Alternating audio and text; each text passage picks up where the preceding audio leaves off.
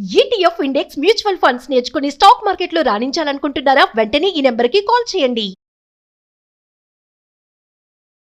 నమస్తే రమగారు. నమస్తే జయ. రమగారు, ఏదైనా భక్తి కథ, భక్తుల కథ. ఒకప్పుడట ఒక ఏనుగు మరణించింది. ఈ ఏనుగు యమలోకానికి వెళ్ళింది, నరకానికి. అక్కడికే కదా వెళ్తారు. యమధర్మరాజు అన్నట్ట, ఇంత పెద్ద శరీరం ఉంది, ఇంత కాయం ఉంది, నువ్వు ఎట్లా లోబడ్డావు మనిషికి అంటే, ఏనుగు అందుట, ఏం చేస్తాం ప్రభు, కాయమే ఉంది, ఇంకేం లేదు నాకు. కానీ మనిషి ఉన్నాడే, వాడికి అష్టతెలుగులు ఉన్నాయండి, వాడికి లోబడిపోతాం ఎవరమైనాను అంటే, యమధర్మరాజు అన్నట్ట, ఏమిటి మాకు వస్తారు మనుషులు, వీళ్ళంతా మనుషులు కాదు, మేమెవరికి లోబట్టలేదే, నువ్వు తెలివి తక్కువగా దొరికావన్నట్టు.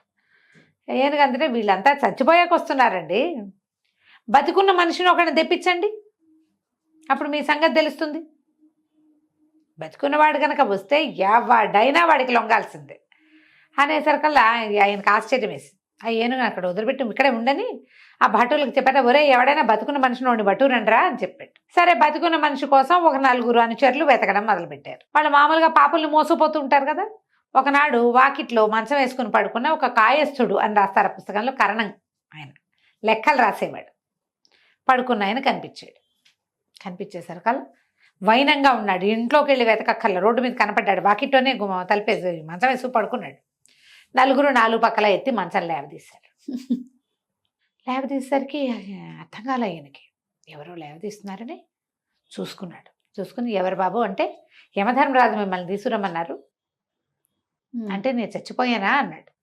లేదండి, బతుకున్న వాడిని తీసుకురమ్మన్నాడు, అదే తీసుకుపోతున్నాం అన్నారు. అనగానే నేనేం చేశాడు, సరేననుకుని ఆయనకి ఎప్పుడు జేబులో చిన్న పెన్సిలు, ఇంత చిన్న కాగితాలు, ఏమైనా 2-3 కాగితాలు ఉంటాయట.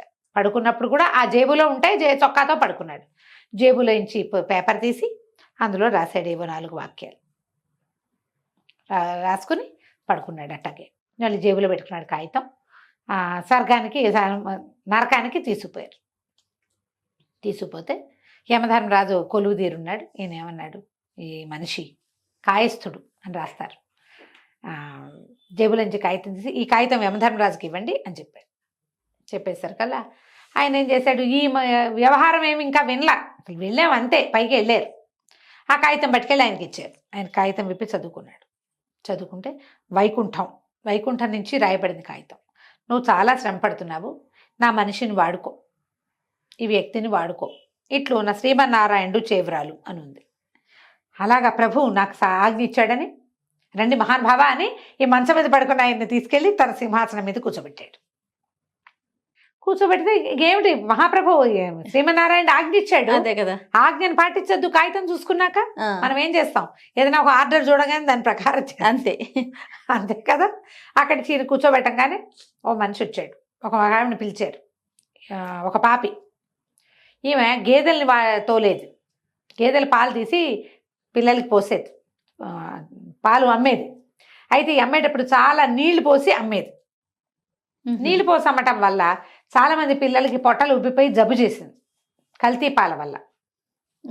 ఈమెకి ఏ శిక్ష విధిస్తారు, వైకుంఠానికి పంపించండి అన్నాడు. వైకుంఠం అంటున్నారు, వీళ్ళకి అర్థం కాలేదు. కానీ ఆయన చెప్పాడు కదా, ఆయన ఏం చెప్తే చేసేయాల్సింది. వైకుంఠానికి వెళ్ళిపోయింది ఆవిడ. అక్కడి నుంచి వాడెవడో ఇంకొకడు తప్పుడు లెక్కలు రాసి దీనికి ఒక వంతెన కట్టారు. తప్పుడు లెక్కలు రాశాడు వాడు. లెక్కలు రాసి డబ్బు తను వెనక్కి వేసుకుని మట్టితో ఇసుకతో కట్టేశాడు. అది వంతెన కూలిపోయింది. చాలా మంది మరణానికి కారణమయ్యాడు వీడు. వైకుంఠానికి పంపించండి. వైకుంఠం ఓకే, అర్థం కావట్లేదు జనాలకి. కానీ చూస్తున్నాడు యమధర్మరాజు. మిగిలిన వాళ్ళకి వీళ్ళకి నరక భటులకి ఏమి అక్కర్లా, ఆయన ఏం చెప్తే అది చేస్తారు. వైకుంఠం వైకుంఠం వైకుంఠం వైకుంఠం, అందరూ వైకుంఠానికి ఈయన బికమ వేసి కూర్చున్నాడు యమధర్మరాజు. అందరూ వైకుంఠానికి వెళ్ళిపోతున్నారు, ఏమిటి చేయాలి మనం ఇప్పుడని. ఈ లోపల ఏమైంది, వైకుంఠానికి క్యూ పెరిగింది. నరకలోకంలోకి వచ్చే పాపల క్యూ ఎంత ఉందో వైకుంఠానికి వెళ్ళే క్యూ అంతుంది. విష్ణుమూర్తి చూసుకున్నాడు, ఏమిటి ఇంతమంది పాపులు వస్తున్నారు, ఇంతమంది ఆత్మలు వైకుంఠానికి వచ్చేస్తున్నాయి అని చెప్పి ఈయన ఏమనుకున్నాడు, ఓహో అంత పుణ్యబలం పెరిగింది ఆ భూలోకంలో, అదేమిటో చూద్దామని ఇక్కడికి వచ్చాడు. విష్ణుమూర్తి నరకంలోకి వచ్చి యమధర్మరాజుని అడిగాడు, ఏమిటి ధర్మరాజా, ఇంతమందిని పంపిస్తున్నారు, ఇక్కడ ఏమైనా కొత్త దేవుడు వెలిసాడా, ఏ రకంగా వీళ్ళందరినీ వైకుంఠానికి పంపిస్తున్నారు అని అడిగేసరికల్లా, ప్రభు అది నా పని కాదండి, మీరు పంపించారు కదా లెక్కల వ్రాతగాడిని ఒకడిని, ఆయన పని. నేను పంపానా అన్నాడు. అవునండి అనేసరికల్లా ఈయన అడిగాడు, కాయస్థుణ్ణి విష్ణుమూర్తి. నాయన నిన్నెవరు పంపారని? తమరే ప్రభు అన్నాడు. నేను పంపానా నిన్ను అన్నాడు విష్ణుమూర్తి. మరి నా బాబు పనే అది, మా నాన్న వల్ల అయినా అవుతుందా నన్ను ఇక్కడికి పంపటం? మీరే తలుచుకుంటే అదే కదా ప్రభు అయ్యేది. భగవంతుడు తలిచిందే కదా అవుతుంది. నన్ను నరకలోకానికి పంపించారంటే అది నా వల్ల అయ్యే పని కాదుగా, భగవంతుడే చేశాడు. అయిందా? అక్కడి నుంచి ఈయన ఆశ్చర్యపోయి ఎలా తెలిసిందంటే ఇగో ఇలాగా. సరే అయితే పొరపాటున వచ్చావు, నువ్వు వెళ్ళిపో అన్నాడు. అదేంటి? భగవద్గీతలో ఏం చెప్పబడింది? నా ధామానికి ఎవడైతే వస్తాడో అక్కడి నుంచి నివృత్తి లేదు, వాడు వెనక్కి వెళ్ళాడని చెప్పావు. భగవద్గీతలో నుంచి ఆ వాక్యం తీసేయండి మీరు. తమరు చెప్పిందే కదా, నన్ను పొందిన వాడు ఇక వాడి వెనక్కి తిరగడు. నేను నిన్ను పొందాను, ఇదిగో నిన్ను పొందిన తర్వాత ఇక నేను వెనకెటా వెళ్తా, వాక్యం తీసేయండి అనగానే గతుకమన్నాడు భగవంతుడు కూడా. ఇప్పుడు స్వర్గం ఈ వైకుంఠం అద్భుతమైందని విన్నారు, అక్కడికి వెళ్ళిన వాళ్ళు ఎవరు వెనక్కి రారు, ఆల్రెడీ జనం వచ్చేసారు, వెళ్ళిపోయారు వాళ్ళంతమంది. వాళ్ళకి నివృత్తి లేదు, నేను నిన్ను ఇప్పుడు పొందాను కదా, దానికి నివృత్తి లేదు. సరే భగవంతుడు అన్నాడు, సరే ఎంత పాపాత్ముడైనా నా వైకుంఠానికి వచ్చాకే తిరుగులేదు, కానీ నువ్వు ఇలాంటి పని ఎందుకు చేసావు? ఇలాంటి పని ఎందుకు చేసావు అంటే, అవును నాకు అధికారం వచ్చింది. మనిషి అంటున్నాడు నాకు అధికారం వచ్చింది, నేను మంచి పనే కదా చెయ్యాలి, వైకుంఠానికి పంపడం కంటే మంచి పని ఇంకొకటి ఉందా లోకంలో? అంతే కదా అనేసరికల్లా ఈయన దేవుడు భగవంతుడు అడిగాడు, యమధర్మరాజా ఇతనికి ఎందుకు ఇచ్చావు సింహాసనాన్ని నువ్వు అని అడిగితే, తమరు రాసిచ్చిన కాగితాన్ని బట్టి ఇచ్చానండి అని. కాగితం నేను రాశానా అన్నాడు. రాసింది ఎవరు? అతనే. అక్కడి నుంచి నువ్వెందుకు రాసావు అని అడిగితే, అవును నాకు ప్రచోదనం, నా లోపల హృదయంలో ఒక పిలుపు వస్తుంది. హృదయంలో ఉన్నాడు భగవంతుడు, హృదయంలో చెప్పబడించి ఉన్న భగవంతుడు చెప్పాడు నాకు. బాగుంది. ఇప్పుడు ప్రాణుల హృదయంలో ఉంటానని వాక్యం చెప్పావు కదా నువ్వు భగవద్గీతలో, ఆ వాక్యం కూడా తీసి, నా హృదయంలో ఉన్న నువ్వు ప్రచోదనం కలిగించావు నాకు, వాక్యం రాయి అని. నేను వాక్యం రాసా, ఆయన ఒప్పుకున్నాడు, నన్ను ఎక్కించాడు, నేను పంపిస్తున్నాను. అధికారం ఉన్నవాడు చేయవలసిన పని ఏంటి? మంచి పని చేయాలి, అదే చేశా. ఇప్పుడు ఆ వాక్యం ప్రాణుల మనసుల్లో నేను ఉంటాను అనే వాక్యం ఎట్లా తీసేస్తాడు? అసలు సాధ్యం కాదు కదా. సాధ్యం కాదు. అక్కడి నుంచి ఈ కాగితం నువ్వు తెలుసుకోలేదా, నువ్వెవరివి అంటే మనిషిని నన్ను తీసుకొచ్చారు. ఈయన నిర్ఘాంతపోయాడు. ఒరే వీడు ఎక్కడి నుంచి వచ్చాడురా అంటే, పడుకున్న మనిషిని తీసుకురమ్మన్నారు కదా మీరు, మనిషిని తీసుకురమ్మన్నారు కాబట్టి ఇక మనిషి వచ్చేసాడు పైకి. అప్పుడు ఇంకా భగవంతుడు ఏమన్నాడు, సరే నీకు అవకాశం వచ్చింది, నువ్వు నన్ను చూసావు, నీకు అవకాశం లభించింది, నువ్వు నాతో రా అన్నాడు. నాతో రా అంటే ఇతను అన్నాడు, నేను అట్లా రాను, ఏనుగు వల్ల నేను ఇక్కడికి వచ్చాను. బాగుందిగా పాయింట్? సూపర్. ఏనుగు ఇట్లా చెప్పింది కాబట్టి ఇప్పుడు పాయింట్లో ఏమేమి కలిసినాయి? యమధర్మరాజుకి ఏనుగు చెప్పింది, నువ్వు బతికున్న మనిషిని తెస్తే నీ సంగతి తేలుతుంది అని. అవును, వీళ్ళు బతికున్న మనిషిని తెచ్చారు. ఈ వచ్చిన వాడు బతికున్న మనిషి అని వాళ్ళు చెప్పలా, కాగితం ఇచ్చేశారు ముందు. కాగితం చూసుకుని ఫాలో అయిపోయి ఎక్కిచ్చేసుకున్నారు. ఇప్పుడు తెలిసింది. ఇప్పుడు భగవంతుని చేరిన వాడు భూలోకానికి వెళ్ళడు, భగవంతుని చేరిపోయాడు ఆల్రెడీ. సరే నువ్వు నాతో వైకుంఠానికి రమ్మంటే నన్ను ఏనుగుని తీసుకొస్తేనే నేను వస్తానన్నాడు. అందరూ ఏనుగుని అడిగారు.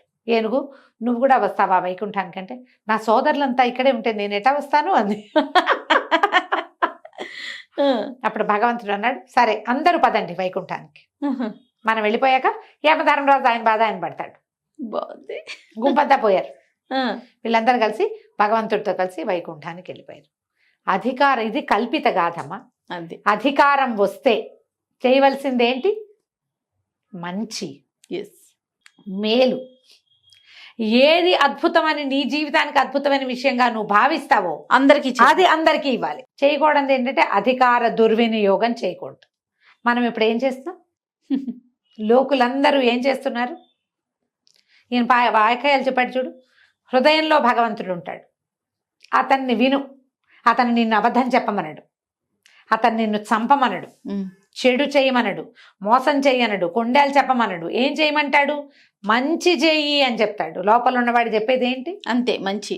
మంచి సరైన పని. ఏది సరైంది?